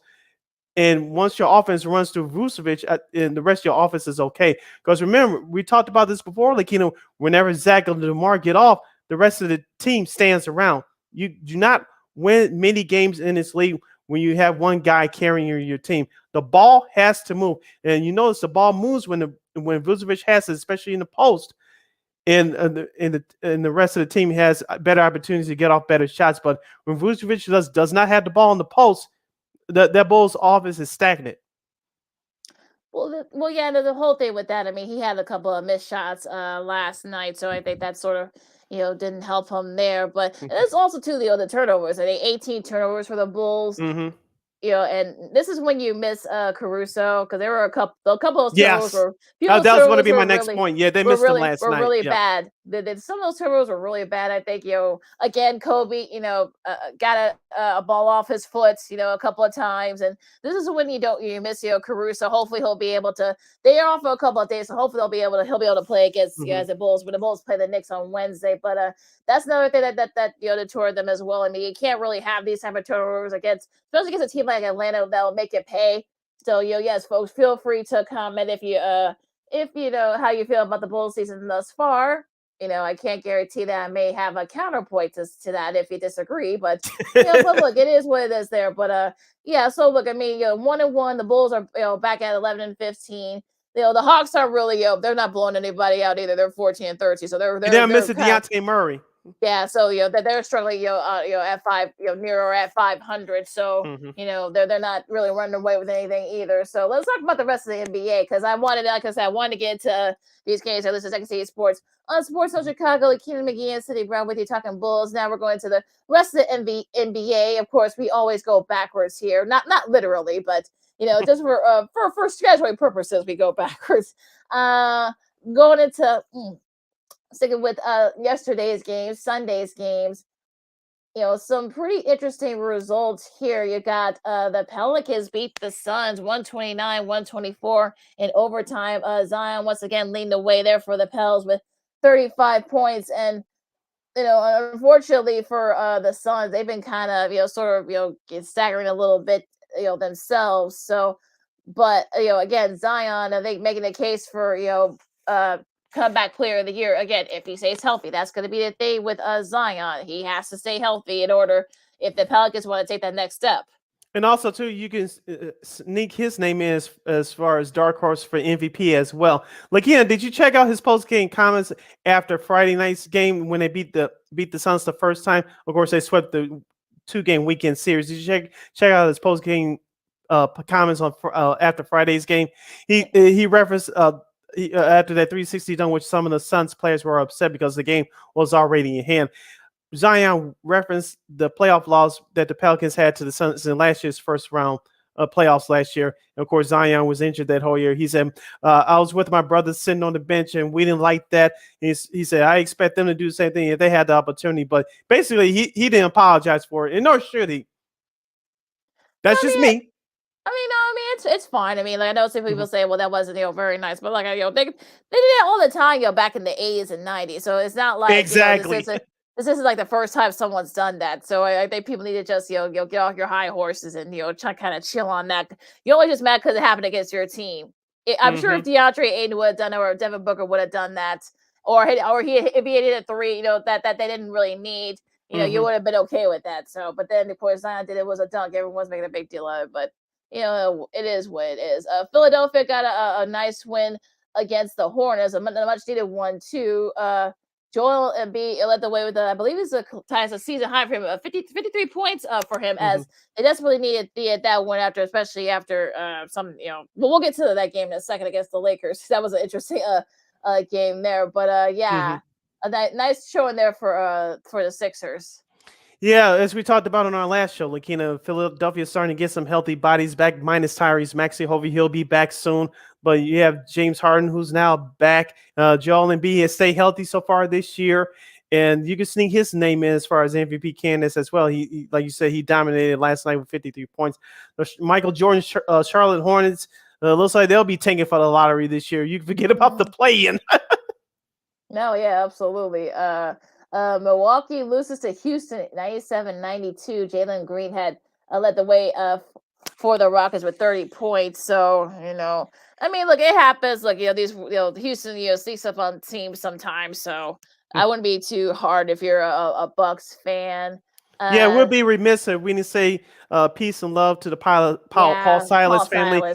Paul Silas, who passed away yesterday at the age of 79. Of course, he was LeBron James's first professional head coach in the NBA when he coached the Cleveland Cavaliers. Of course, he won a couple of championships with the Boston Celtics as a player. Of course, his son, Steven Silas, who was the current head coach of the Rockets, he stepped away yesterday, and for obvious reasons, because of his father passing away. John Lucas was the interim coach for the Rockets for that game last night. I saw the final few seconds of that game. You could tell that John Lucas was fired up, and so was the players. So, in the Houston Rockets, they have a young, talented team. They're not where they want to be yet, but they played hard for John Lucas, and of course, this was in honor of their head coach Steven Silas, whose father I mentioned passed away. They played hard last night. They got the best of the Milwaukee Bucks at home. It was a very emotional and nice moment for the Houston Rockets last night as they get the win over the Milwaukee Bucks, as Lakeena mentioned, 97-92. Running down some of the other key games from yesterday, the Los Angeles Lakers beat the Detroit Pistons 124-117 as the Lakers continue their East Coast road trip. They lost a heartbreaker at Philadelphia on Friday night, only scoring 2 points in overtime, but they rebounded nicely with a big win at Detroit yesterday. Yeah, they definitely needed that after that loss to Philadelphia. And I saw that game and I thought, I turned away from it. I thought, that was going to be it for them. But then they forced it to overtime and they only scored 2 points in overtime. So, of course, that's Lakers season in a nutshell pretty much. So, yeah. But give them credit. They've been playing much better lately. Absolutely. So, yeah, that's awesome to see. I wanted to go to that Brooklyn game. They beat Atlanta. Yeah, we didn't talk about that yet. Go ahead. Yeah, 121-16. Basically, shorthanded pretty much. That whole Nets squad, of course. I think Katie was the only one that really played. I think everyone, it's basically, Kyrie had 33, and of course, Katie had 34. So a nice showing by the Nets. They're starting to kind of get their act together finally. Yeah, and they beat the Pacers on Saturday, 136 to 133. So Jacques Vaughn, give him credit for turning that situation around after the firing of Steve Nash. And this Nets team is starting to play better defensively. Like I say, Kevin Durant, Lakeena is starting to play well. Kyrie Irving, after all the madness off the court, he's starting to play well. So this Brooklyn's next team it could be a contender for the Eastern Conference, not just to get out the East, perhaps go to the NBA Finals. So we'll see what happens there. Now, the Los Angeles Clippers, they're winding up their East Coast road trip. On Saturday, they watched some of this game live via this computer screen. They get an important 114 to 107 win over the Washington Wizards. John Wall, now a member of the Clippers, made his return to our nation's capital. He did a couple crossover moves, got the crowd excited. But Nicholas Batum was 3 of 5 from three-point land. He had all 3-pointers, all 3 of his 3-pointers in that fourth quarter to pull away as the Clippers were pulling away from the Wizards. Paul George looked good. Kawhi Leonard looked good too. But it was an all-around team win for the Clippers as they try to get back into contention. So hopefully they're starting to get back bodies back healthy. Yeah, hopefully that means that we can get this more consistently from the Clippers. These all-around team wins. And I know they're managing Kawhi. I know PG too will probably still take off a couple of games here and there, but I think this is definitely a win that they really needed, especially since they hadn't been playing very well during this road trip. So I know Wall wanted to put on a show for his his compadres with the Wizards. So that's showing. But they want to go back to that Brooklyn game for a second against the Pacers. They were basically shorthanded. I mean, KD and Ben Simmons took the night off with, of course, the second of back-to-back. Cam Thomas had a career high 33, so they were able to pull off the big upset. Some people thought that maybe the Pacers would take advantage of it, but some of the utility guys for the Nets said, "Oh no, you're not getting us." Yep. As I mentioned before, as it looks like Brooklyn's starting to get back on track. And one team that they're trailing in that Atlantic division is the Boston Celtics. From the ABC Saturday night game of the week, in a rematch of last year's NBA Finals, the Warriors get the best of the Boston Celtics at the new Chase Center, 123 to 107. Steph Curry, Klay Thompson, they were the difference makers for the Golden State Warriors, period. End of story. I know Boston made a couple of runs, but it was too much hot shooting on the flip side for the Warriors. Yeah, the Warriors now 4-0 against initial rematches against finals opponents that they beat. They've won those games by an average of 10, almost 11 points. They're still a perfect 14-0 in the regular season with both Klay and Steph score 30. So this is what you like to see if you're the Warriors. So hopefully this will be a nice show. I actually watched a little bit of this game, and I actually turned away from it, especially after the Warriors started pulling away from the Celtics. Yeah. So then it was basically over and done with it by the halfway through the fourth. So especially once both Steph and Klay hit those big threes. I know Draymond hit a big shot as well. So this definitely things started to turn around a little bit for the Warriors. So if you're a Warriors fan, you gotta be feeling pretty good right now. Yep, a couple other scores to review from Saturday's contest. The Trailblazers hang on to beat an injury-riddled Minnesota Timberwolves team, 124 to 118. Damian Lillard made his return to the lineup. He looked good. Anthony Simons is starting to play well. Jeremy Grant is making a big difference for that Portland squad right now. And then on the flip side, for the Denver Nuggets, they held on for a 115-110 win over the Utah Jazz. It looks like Denver is trying to get their game back, but Jamal Murray looks good. Nikola Jokic is still one of the best young big men in the league. But those two teams, the Denver Nuggets and the Portland Trail Blazers, are looking to turn their seasons around. But they've been struggling here lately. But both of these teams have been good. But both of these teams are trying to establish themselves, especially Portland. Now we're getting Dame Dollar back. Yeah, I think that should help having him back. But yeah, I mean, the other guys, Grant and Simons have been very solid for Portland. So they've been kind of holding out the fort while he's been in and out of the line. About going back to Jokic for a second. Jokic had 31 points, 12 boards and 14 assists. And he had 4 blocks. I think that's he's a 5th player assist block started. Being tracked back at 73, 74 to have multiple games with a 30-point triple-double with at least 4 blocks. He joins LeBron as the only other players to do so over the last 25 years. So the back-to-back MVP, I don't know if he'll win it again. I think people might be, I don't want to say they're sick of Jokic, but I think they want to get somebody different to win. That's usually how the voters' mindset works. So, but yeah, he's making it, a nice little case for it. But yeah, I mean, I think that we'll see. I think that we'll see how the Nuggets end the Blazers. Two teams to look out for as we get into the new year. Yeah, And a couple of the scores from Friday's action, of course, the late game from ESPN from Friday. The Dallas Mavericks lose to the Milwaukee Bucks 106-105. Dallas started to pull away. They were leading by double digits, but as you mentioned, Lakeena, we'll talk about it on the flip side where I heard you on another outlet. We'll get to that on the flip side. But Luka Doncic led the way for Dallas once again. They were leading by double digits. Everybody's feeling good. They were at home.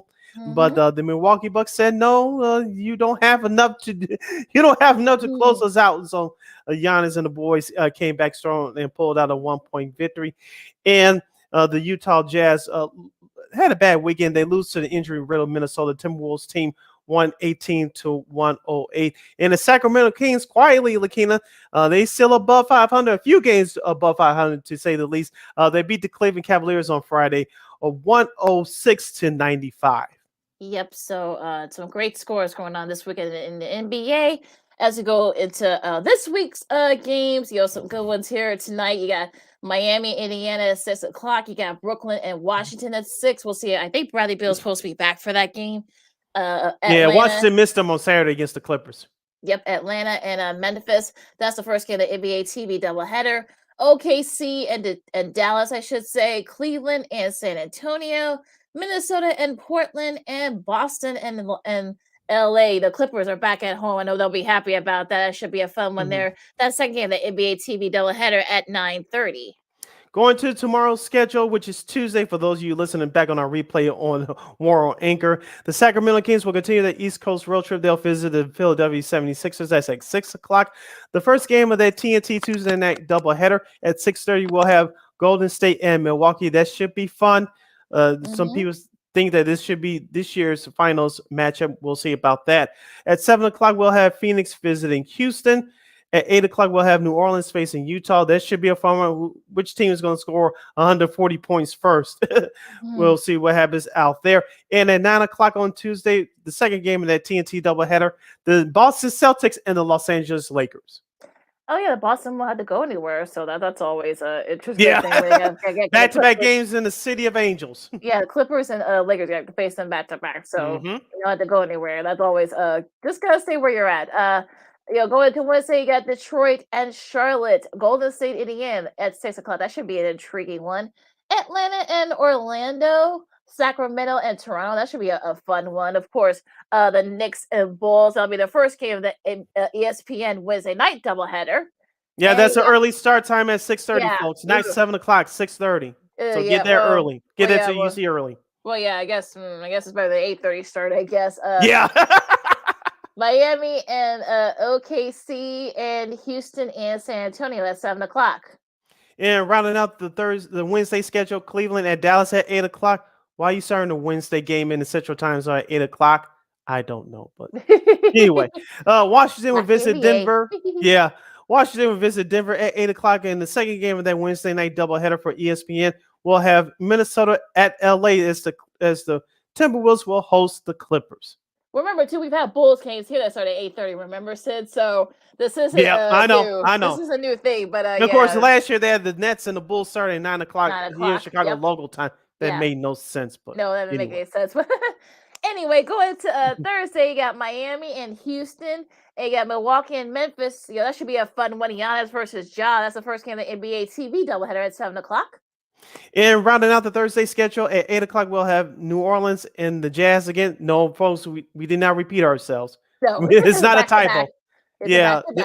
Yeah, we got to talk about this as a separate topic down the line. Why the NBA is doing this? I like things spread out. It could be a travel thing, maybe because there's still COVID still around. I guess maybe they do it more for travel purposes. I guess I don't know. But anywho, and wrapping up that Thursday night schedule, the second game of the NBA TV doubleheader for Thursday, we'll have the Phoenix Suns visiting the Los Angeles Clippers. And that's your schedule for this week in the National Basketball Association.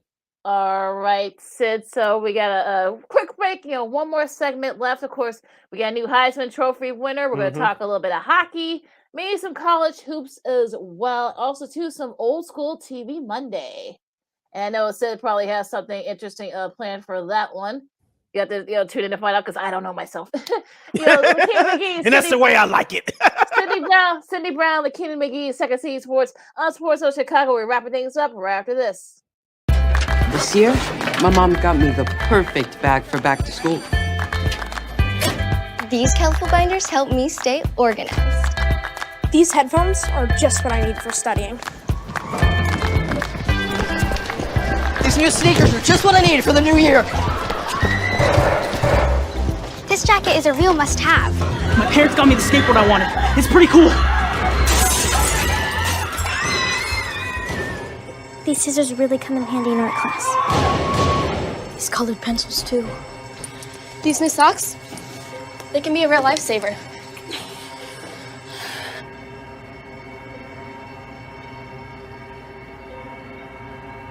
I finally got my own phone to stay in touch with my mom.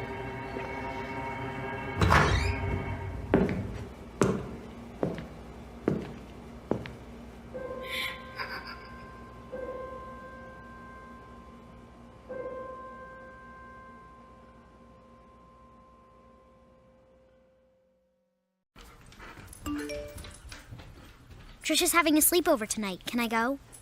I wonder about Lucy's friends. What should I say? I know you're only 10, but one of these days a friend will offer you a drink. And alcohol at your age can lead to so many things. None of them good. So can I go to the sleepover? Lucy, I want you to promise me I something. finished my homework. Bigger promise. If there's any drinking, I want you to say, "No thanks, not my thing." Mom. I promise you, your real friends won't care. Deal? Sure. Really? I promise, Mom. They really do hear you. Did you pack your toothbrush? For tips on how to start the talk, visit underagedrinking.samhsa.gov, a public service message from the Substance Abuse and Mental Health Services Administration.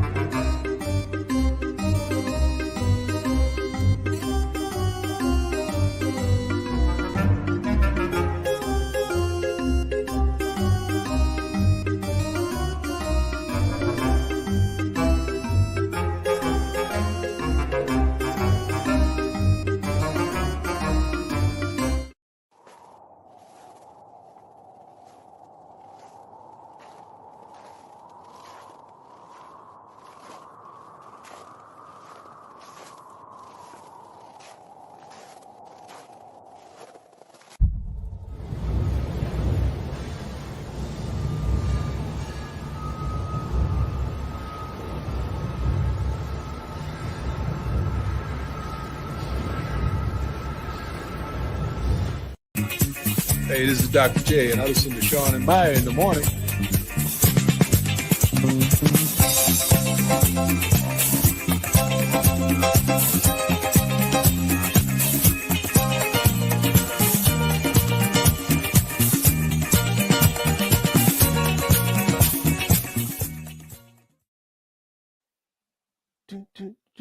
Oh, sorry. Welcome back to our last segment of the show for today for this Monday edition of Second City Sports. We're live in living color right here on Sports Zone Chicago, along with Miss Lakeena McGee, which is she. I am Cindy Brown. Hey, that's me. You can follow yours truly on the Twitter and the IG at SidKid80. Once again, it's SidKid80. That's SIDKID80. That's SIDKID80. You can follow Lakeena McGee on the Twitter and Lakeena McGee on the IG. We have less than a half hour left of this extravaganza. We call it Sports Talk Radio Show. If you want to hit us up in the comments section, you can always do so at Sports Zone Chicago's Facebook page and at Sports Zone Chicago on YouTube. Type in your questions or comments in the comments section. Lakeena will get them up on the screen for you. Before we continue, Lakeena, I teased it before the break.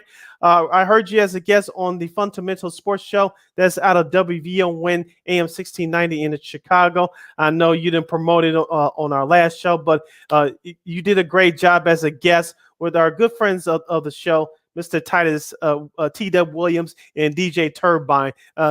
You talked everything from Brittany Griner to the Bulls. I think you talked a little bit of Bears as well. They held you over for over now. You should have been the permanent co-host of the show. I know. It was weird because Titus had called me.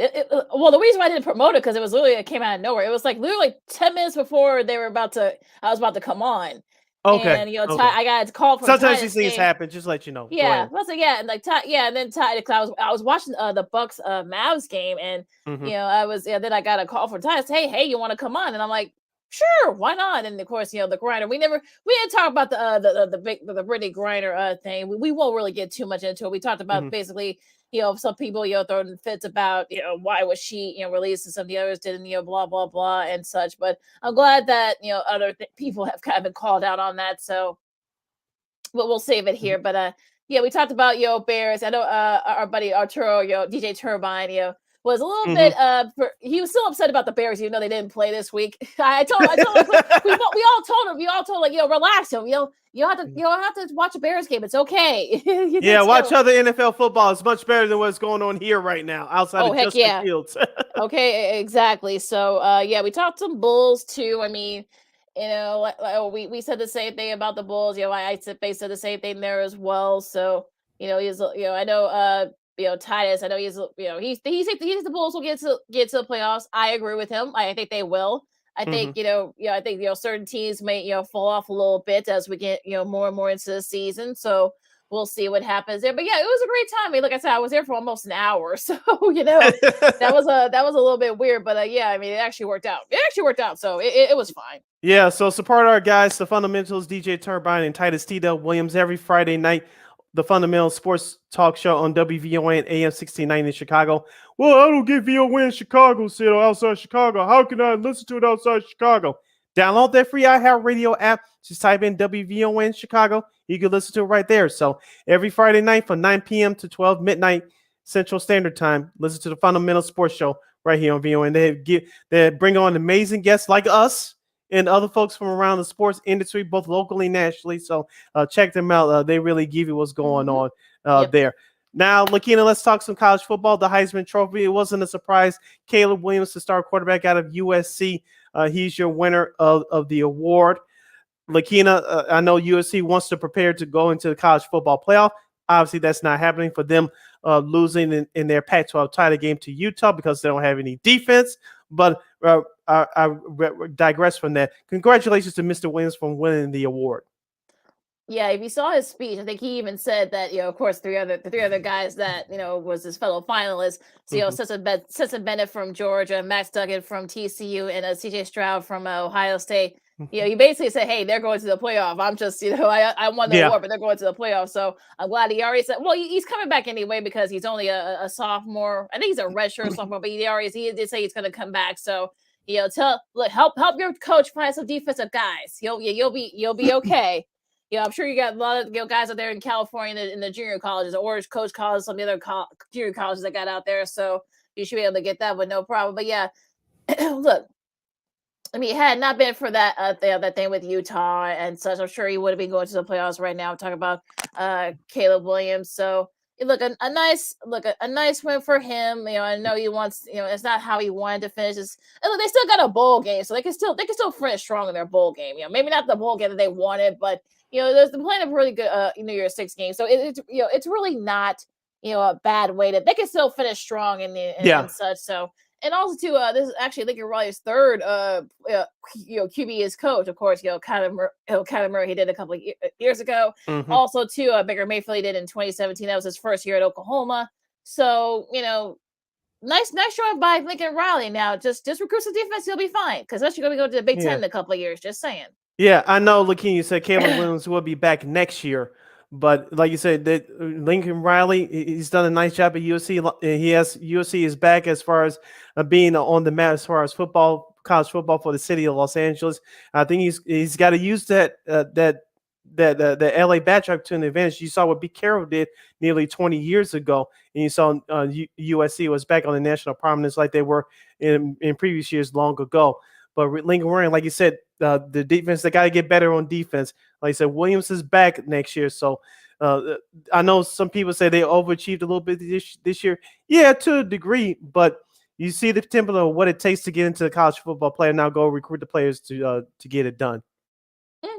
Absolutely. So yeah, I mean, it's fine. Like I know that I know some USC fans are disappointed, but like we said, I mean, they basically play with house money. So the fact they even got to the Pac-12 championship game, was a big thing anyway. So you'll take that. But yeah, hopefully they'll look. You see that in Kale's speech, he's hungry to do it, to come back and do it again next year, but also go into the playoff and win a Pac-12 championship. So you got something to strive for next year. Yep. You're listening to Second City Sports on Sports Zone Chicago. I'm Sid. That's Lakeena. As we wrap up here, and this is our Carl grab bag segment. This is our last segment for today for the Monday edition of Second City Sports. Lakeena, yours truly will start to get into college basketball. I'll admit now, since the college regular season is over. I know the bowl games start later on this week. But usually around this time, college basketball has some interconference matchups that people like yours truly will be watching to get themselves interested, because usually in the month of January you have your conference play with a start already. But it looks like a couple of teams are starting to separate themselves, establish themselves early. I did check out North Carolina over the weekend a little bit. Illinois is still going to be right there. They had a good win followed by a bad loss. What's going on in college hoops? Yeah, I mean, of course they would come back and beat Texas, but then lose to Penn State. I'm talking about Illinois. So yeah, of course they probably would would do that. Purdue is now number 1. They're undefeated. I don't think anybody thought that they would be undefeated. It's supposed to have been a rebuilding year for Mac Painter. So with Ivy, being out in the NBA as such, but they've had a lot of their defensive guys step up. They're big guys, so they've been really solid. So they're back in the top spot, I think, for the first. I gotta think, was this the first? No, I think they were a couple of years ago. My bad. I was trying to think of how long has it been since they've been number 1, but but yeah, the last year they were number 1 too. So it wasn't like, it hasn't been like that long, but I think people thought that would people didn't think they would be the up this far this year, but. It is what it is there. I mean, Alabama, who beat Houston, that was a big win for Nate Oates and that program. This is not their best player either. Javon Quinley, he's recovered from knee surgery, so he might be back, just in time for conference play. So they knocked out North Carolina back in November, and of course they beat. They beat Houston, so I think they're just the second team to do that. They'll go back to bat against the number 1 team, and I believe you got to do all the way back to when Duke did it back in the '60s. So that's crazy. The fact that Nate Oates has done a great job with that, making them a basketball school as well as a football school. So that's pretty cool there. Of course, Wisconsin, they were back in the top 25 after a couple of wins. They beat Maryland. That's one of the wins that they had. So. For anybody that's that's not in the college hoops mode yet, this is now the time to get into the hoops mode, because college football is over with. The bowl game starting in about later this week, so this is sort of your way to kind of get back into it. Some of these teams already started conference play. I know the Big East already started conference play. Well, they haven't yet, but I know Pac-12 has. I know that the Big Ten has as well. So. A lot of things happening in college too so far. Creighton, who was number 7 now, they've had the biggest fall. They've lost 4 straight, including losing one to BYU on Saturday. So yeah, and Gonzaga is not gonna be easy for them in Gonzaga in the West Coast Conference. We'll get more in depth in that. But yeah, I mean they already have 3 losses Gonzaga does, and they've got their conference is not gonna be easy this year. So yeah. Shout out to our buddy Lamont Scott. He said, Illinois cannot take me on a roller coaster this year. They're supposed to be one of the top teams in the Big Ten. Hopefully they'll get their act together, which I think they will. Of course, you had Michigan led by Juwan Howard. Hopefully he keep his hands to himself this year. We saw with Michigan, they struggled toward the end of the season last year.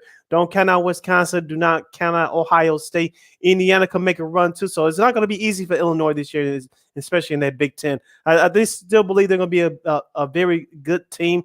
Brad Underwood has done an amazing job. Just when it comes to the NCAA tournament, that's when they falter. Well, yeah, let's say I know that his presser got he got some flack for that presser he did after that Penn State loss, but it is what it is with that one. But yeah, it's gonna be interesting what happens with that one. But yeah, it's gonna be it's gonna be good. Also, UConn, remember UConn, they're kind of getting back into it too. So Danny Hurd is done a great job rebuilding that program. So they're at number 2 right now after Purdue. Let me look that up, the rankings up really quick, but. They've been playing very well. They got a lot of their guys back from last year that went to the tournament. So they're at number 3. In between Virginia, Alabama, Houston. They fell from 1 to 5. Tennessee, Yeah, Houston had Texas. a shocking loss the other day. That was Alabama. That really wasn't that shocking. I mean, Mhm. Bama. They were they were up for a little bit, but Alabama came back and such. So not a big shocker there. Texas, I know they've got their issues with their coach. I won't get into that. That I know news that came out there this morning. Kansas, Yeah. remember Kansas? I know they had a loss earlier this week, but they're still right Oh, there. Bill Self and crew.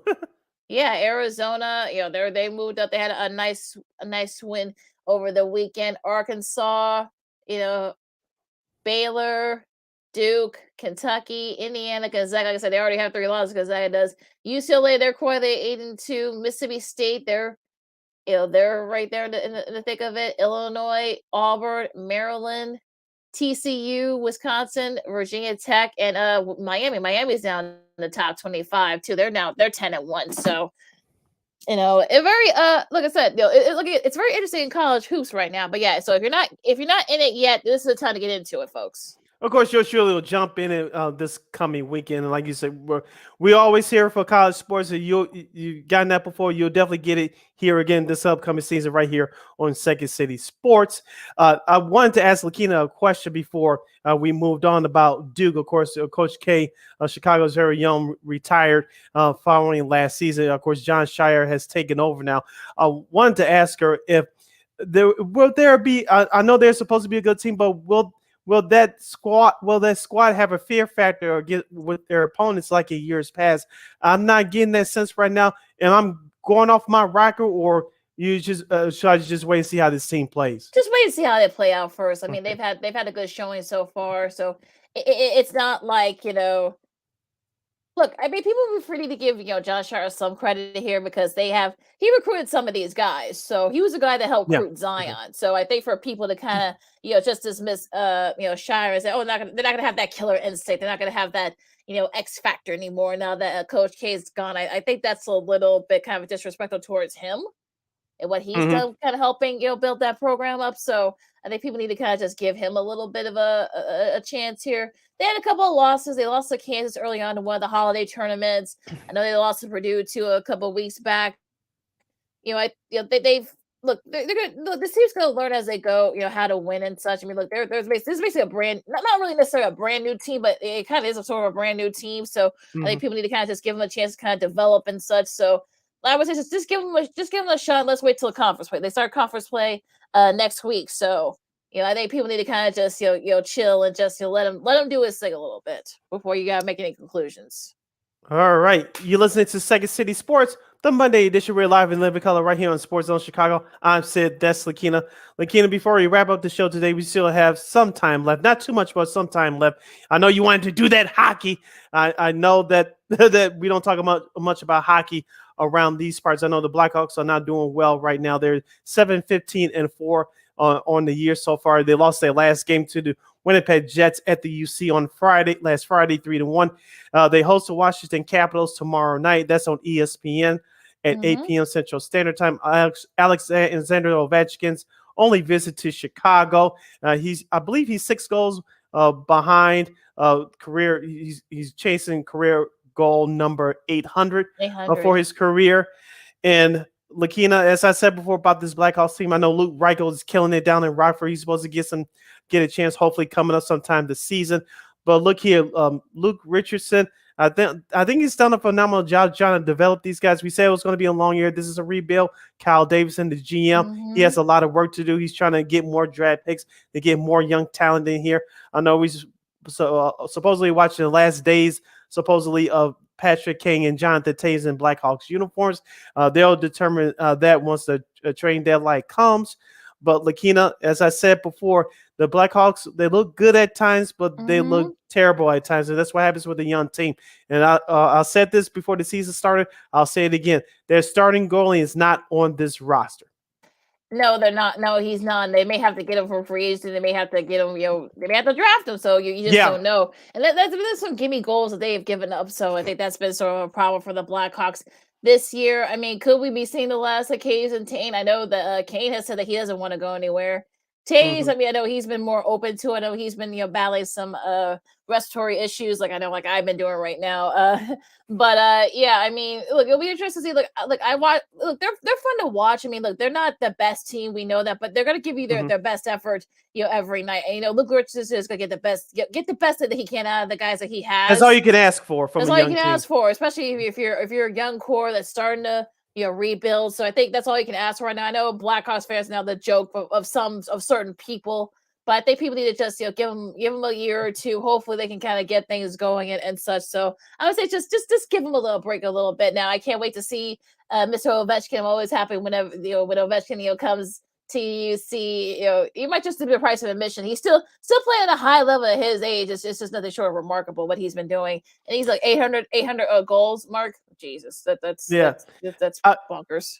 Yeah, I'll give you a quick story, Lakeena. The only time I saw Alexander Ovechkin live, and that was during March of 2010. It was the NBC Game of the Week on a Sunday. That was the first year the Hawks won the Cup. He nailed Brian Campbell's shoulder into the boards, and he got kicked out of the game. I paid $95 for that ticket. There was only few seats that were under $100 at that time. The secondary market was starting to open up, and which is a commonplace now. I was like, this guy is a freak of nature. He's almost like the LeBron James of hockey. He's not small. He is big for hockey, for hockey, but that guy has a tremendous speed. I know it slows down with age, as with anything else in life. But I said, watching him up close, this guy is so fast for his size, and the way he scores goals, especially on the power play. He's going to line up on the left side, which is shooting side. He's going to get that one timer, and he's going to knock it in more times than not. And teams that have not been able to stop it over the years, and he's an amazing player to watch. Yeah, and I was glad he got his first cup a few years ago. Yeah, it was just it's crazy the fact that like I say he's still he's still playing at a high level at his age. So it's crazy that they're still doing that. But it's a little nice that he's been still doing this and still he hasn't missed a beat. So it's crazy that Ovechkin is still still like right there and kind of like in the thick of it, still playing at a high level. It's just not sure remarkable. Now, did the Devils just win another game? Because I think they won like at one point they lost. I think they won. I think it was like once like like almost like 6 weeks or something like that. So I know I saw their Twitter account was crazy there. But yeah, they've got one of the best records in the league right now. Actually, Boston does. Yeah, I was going to ask you, can anybody side the Bruins as of right now? No. As of right now, no. I mean, I think the Devils, they've kind of slowed down a little bit. I know they won like 10 in a row at one point, a couple of weeks ago. But it's just one of those days where you just don't know. I mean, you got to think the Brewers are probably the team to beat right now. On the West side, the Jets have been playing very good. The Knights have been playing very solid. So I just look, it's a little early. You say you're kind of like they're only like about halfway through their season right now. So it'll be interesting to see, can the Brewers keep it up? What trades are going to be made? Will some big names be moved? Will either Kane or Taves be going to one of these teams? Could Taves be going to Winnipeg? So you just don't know at this point. Yeah, and also too, the New York Rangers have been struggling. They've been up and down this year. I know the Hawks beat them last Saturday night at MSG, so hopefully they'll get that situation turned around. The Philadelphia Flyers is the same thing. I know they got a hat trick last night, but they lost to the Phoenix Coyotes of all teams in overtime in that small ass college arena. Oh, Lord. Good grief! Good Lord. But look out for the Dallas Stars. I know they usually falter at the end of the regular season, and they did okay in the playoffs last year, but that's been their kryptonite. Look out for the Dallas Stars, and also too the Calgary Flames. I know they lost to Edmonton last year in the playoffs, but we'll see what happens with them. The Seattle Kraken. Let's give a shout out to them. I know our guy Eddie Olczyk is doing their games on TV now, but the Seattle Kraken finally getting it together. One of the top records in the Western Conference. I really hope they make the playoffs this year. Me too. Me too. I think that place will be rocking for a playoff run for the Kraken. So I hope they get sneaking in there. It's gonna be tough though. I know Burakovsky, he's been like one of their top guys there. He's one of the reasons why they're right there to think of it in that Pacific Division. Only second, only to Vegas. The Canes are still there too. They're still hey, we're still here. So. They need a goalie. Yeah. Did you see that game against Seattle a couple weeks ago? Mm-hmm. Good grief. Yep, that was that was ugly. Yeah, and they That was got one ugly. of the best young teams in the league. You saw what happened last year. They Yeah. took Edmonton to 7. The 7, Uh, yep. Oh, that was a and so disappointing. we'll see what happens with them. Also to the Florida Panthers, they need to turn it around too. Yeah, they've been they've been kind of up and down to the Panthers have. So it'll be interesting to see what happens there. The Kachucks have been very solid too for Calgary. So you got Brady and Matthew doing their thing with Calgary. So yeah, it's gonna be look. Hopefully Calgary can get back up there. I know they're like third or fourth in Mhm. the Pacific right now. So I hope they can keep. I hope they can get up because they were right there to think of it last year. So Yeah, one more question about hockey before we move on. Taking your Chicago fandom out of it, do you think the Detroit Dead Wings, I just said it, but the Detroit Red Wings will make the playoffs this year? I know they look real good to start off the season. They kind of leveled off here in recent weeks. But do you think they'll have enough to make a playoff push this year? I think they're gonna have to make some moves though. I know they've lost a couple in a row, so that's gonna be tough. Yeah, it's good. Like I said, it's gonna be interesting though. I think they could definitely. They were like near the top for a little bit, but then they kind of regressed. So we'll see. We'll see. But like I said, I think they're going to make some moves. Before the trade deadline, and we'll see what happens there. Okay, you're listening to Second City Sports on Sports Zone Chicago, the Monday edition. We're live in living color. Sid Lakeena here with it. Before we get to old school TV Monday, Lakeena, we definitely do not want to end the show on the bad note. But what did you think about the death of Grant Wall from the world of soccer? And that was very shocking, and I know there's still an investigation on how did he pass away. This was just crazy. I found it stunning, just like everyone else. Yeah, it's sort of one of those things where you're just stunned. I know his wife, he was especially at the height of COVID, his wife was sort of like he was praising his wife for the work she does. She's a doctor. Mm-hmm. So and I know she's in shock. I know he had been suffering. They said he had been suffering from some respiratory thing, non-COVID, but apparently he collapsed during I think it was the Netherlands Argentina match. I guess they took him to the hospital and then he died. I know his brother Eric has been very vocal saying that he thinks there may be more to it. We hopefully we'll find out, but it's tough. You feel for the wife, you feel for his brother, you feel for the rest of his family, and just definitely seeing colleagues. Remember him as sort of a good guy. Remember, I know LeBron wrote something really nice too because it was his article when he was in high school talking about LeBron in high school. You check out that article. He took the photo. He did the interview, so that he was instrumental to kind of making LeBron who he is now. So just our thoughts and prayers go out to his Grant Wall's colleagues and his family. Just a terrible situation all around. Definitely putting a stain into this year's World Cup that's already had a lot of stains even before the World Cup started. Yeah, as we said, from all of us here at Second City Sports and the Sports Zone Chicago family, peace and love to the Grand Wall family during this challenging time, especially during the holiday. So peace and love to that family. You're listening to Second City Sports, Sports Zone Chicago. We have a couple of minutes left. Lakeena, let's trying to make this a smooth transition now as we present to you guys around this time. Old School TV Monday. Let's go to Raytown, Missouri, outside of Kansas City, and hang out with Mama's Family. That's right. Mama's Family was an American sitcom television series that starred Vicki Lawrence as Mama, aka Thelma Harper. The series was a spinoff from the recurring series of comedy sketches called The Family, featured on the old Carol Burnett show from 1967 to 1978, and Carol Burnett and Company in 1979. The sketches led to the television film Eunice, and finally the television series, which debuted on NBC on January 22nd, 1983. After several time slot changes and a subsequent drop in ratings, the network canceled the series. The final episode of its two-season NBC incarnation aired on April 7th, 1984. The NBC broadcast reran it until September of 1985, which unexpectedly performed well in ratings. After the 2 years of its cancellation, the original series producer Joe Hamilton Productions revived Mama's Family for new episodes in the first-run syndication on local stations across the country, including here in Chicago on the old WGBO Super 66 before they switched to Spanish in the 90s.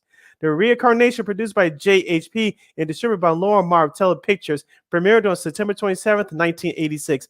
The modified 4-season series revival garnered subsequently higher ratings than its first incarnation at NBC, which eventually became the highest-rated sitcom in first-run syndication history. The final episode aired on February 24th, 1990. The show's theme song, Bless My Happy Home, created as an a cappella by Lawrence. The show's producers chose to use an instrumental version of the song produced by Peter Mass, disclosing the lyrics to the song as part of her Vicky and Mama, a two-woman show, non-televised stand-up routine. Lawrence hosted herself as in Mama since 2001. Lawrence routinely performs the song in its original and a cappella form. The lyrics were also featured in an advertisement for the show on MeTV years ago. Lakeena, what was your favorite memories about that series? Because I used to joke about this with Kenneth Davis from the D and Davis show back in the day. Now he's the host of the Undercenter podcast with NBC Sports Chicago. Before Tyler Perry did Medea, Vicki Lawrence put on that wig in the 80s as Mama. And she was very hilarious and she was very ahead of her time doing that. Yeah, I mean, she was only 19. I think she wasn't even out her teens yet when she first started playing Thelma Harper on Mama's Day. I think she won a couple of Emmys too for that performance as well. I think for that role. And of course, Mama's Day was dope. Yes, right, Lamont. I mean, yes. Do you prefer the NBC run or do you prefer the syndicated run? Because the syndicated one. Yeah, I think most people. I know. I want you guys to say it as well. You had a crush on Vicky. You were so silly, Lamont. But yeah, but I think not. You guys can comment on YouTube and Facebook and Twitter as well. But I think most people, 95%, I think folks would agree that the original, the syndicated run, I think was better. It was better written. Yeah, they brought in Bubba Alan Kaiser who played him. Yes. Definitely brought more of a personality to the show and that freshness to it and whatnot, that teenage vibe. Because no disrespect to the people that played Buzz and Sonia, but they were kind of boring, Yeah. Yeah, no disrespect to them. Rue McClanahan, who played Anne Fran, of course they killed her character off. Rue McClanahan, God rest her soul. Yeah. They really and Betty White too. Yeah, they didn't really know what to do with her, so of course they had to kill her off. I think Betty White. I think they would have brought on Ellen on in the syndicated run. She was busy doing this little show called The Golden Girls. Golden Girls, right? Yeah, I was ready to say that. Yep. Yeah, so it wasn't. Yeah, and it just taken off. So yeah, that was gonna be hard for them. They brought Beverly Archer on, which I think was. Which was really a very solid pickup, a very solid cast. She was terrific. But turned out to be a really great character TV actress as well. Beverly has. Dorothy Lyman, who has played in everything, soaps, and such. Ken Berry, God rest his soul, musician, did Broadway and theater for many years. Of course, got on Carol Burnett show and did the Mama's Family skits, if you will. And it was great. I mean, look, it had the humor. It had they did with some issues too. Of course, your typical. Heartland, family, sitcom, if you will. They actually had to tame Thelma for the to have a television run. If you saw her original run on Carol Burnett, she was very rough. She was very rough. She was very, very, kind of like not the most easygoing grandmother. You'll say it. But they had to kind of tame her. Of course, she still had a little quips. She had that, that sharp wit and that sarcasm. But they had to tame her for television purposes, and it worked. Of course, especially once it got into syndication and it took off. It was one of the highest rated shows. I think could went on a little bit longer, but I think Vicky was sick of. She got sick of it. Yep. Right, and I think she had a couple of kids that she wanted to help finish raising. So I think that also. That also kind of helped her decision to not, because it could have went on another 2 or 3 more years. I think I read somewhere that the production company and there was still syndicated shows by 1990. It was still very highly rated shows. Some of those shows were doing better than some of the network shows at the time. Yeah, remember what's happening now. What's happening now. We'll get to that at some point. But it did better than others. Yeah, it was doing well in first run syndication. Yeah. Yeah. So. Charles is kind of a similar situation. We'll get to that show at some point as well. But yeah. I mean, that was on WGN here in Chicago back in the day. Yep. Charles in Charge. 4:30 there too after the Cubs games. In the springtime. I remember that. Yeah, I mean, Also look, charged just as Harry Curry. exactly, exactly. Yeah, well, yeah. I was like, well, we'll get to that. We'll get to that though. We'll get to that at some point. But yeah. I mean, look, everyone was great on that show. I know they all kept in touch. No, of course, Ken Bear sadly passed away last year. But yeah, they all kept in touch. Yeah, they've had various reunions. It's still on syndication. You see it on MeTV a lot. I don't think it's streaming anywhere, but it should be streaming on HBO Max because I think the Warner Bros. I think still owns the shows. Partly owns the show, so I'm surprised it's not on HBO Max. But yeah, talk to HBO Max. Oh well, now Warner Bros. Discovery folks about that one. But yeah, it was a great show. Look, I mean, it dealt with various issues and such. I mean, I think you wonder what would have happened had it not had it went on for another year or two. I mean, it would have been great to see how the Harvard suggested having a new baby in the house, and hopefully Iowa would have found a relationship. Bubba might have found a relationship and such. So it would have been great to see had the show continued. Yeah, just to wrap it up, this show was nominated for many awards, but it won for a primetime Emmy for best outstanding costume in a series that won that in 1984, and of course in the TV Land Awards in 2004, Vicki Lawrence won for favorite Big Bad Mama. Mm-hmm. Oh yeah, she did. Well, yeah, though she said she still love playing that role. That's near and dear to her. And the irony of that, I always tell people, the irony of that is now that she is older now too. She is older. She is a grandmother now. So yeah, go figure. Yeah, though she's in her 70s, 74 years old. Still looks great. Looks great, by the way. So yeah, I know people forget that.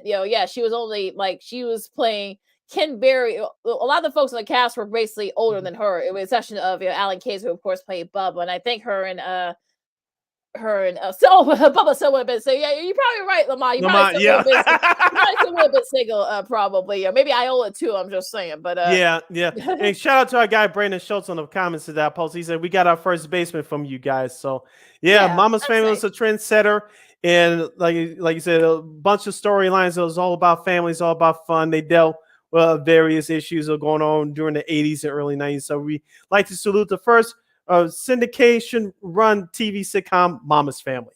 Well, yeah, and it's one of those shows where they loved each other, even though they yelled at each other and cursed each other out once in a while. But that's typical. So yeah, Missouri. I didn't know that. Did they ever say that what state it was in? Yeah, Missouri. Yeah. Mm-hmm. They actually said that? I don't remember. Yeah, Vicki Lawrence said in the interview, at least according to Wikipedia. Oh, okay. I mean, she probably. Yeah, I think they might have. That kind of does make sense. I mean. Yeah, Raytown. Yeah, she said Raytown. It was supposed to be in Mississippi, but she said it was a Raytown, Missouri. At least that's what Wikipedia said. Okay, Mississippi. Yeah, which would totally different. Mm. Yeah. I think you probably would have preferred Missouri. She probably would have preferred it being in Missouri, not Mississippi. So yeah, that's probably maybe a good thing. But yeah, the Salute to Mama's Family. You can like I say, you catch this, the repeats on MeTV and other various other spots. It should be streaming on HBO Max. So get on the HBO Max, folks. But with that said, you can follow me at Keena McGee on the Twitter and at Keena McGee on the IG. You can follow yours Shirley Sydney Brown on the Twitter and the IG at SidKid80. Once again, at SidKid80, SIDKID80, SIDKID80. Make sure you download that Sports Zone Chicago app today, wherever you get your apps. Make sure you follow Sports Zone Chicago on all social media platforms, Facebook, Twitter, Instagram, and YouTube. You can subscribe to our podcast at War on Anchor. We are available on all podcast platforms, including the iHeartRadio app. And make sure you give War Media a follow at WARR Media on all social media platforms, Facebook, Twitter, Instagram, and YouTube.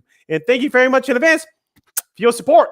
Like, share, subscribe, and tell your friends. And one more again, as the kids would say before we leave you today, you can catch Sports Zone Chicago now available on Roku TV. Yep, yes, you can. Of course, whatever device you got, a Roku device, you don't even have to have a Roku device. Go on the Roku app.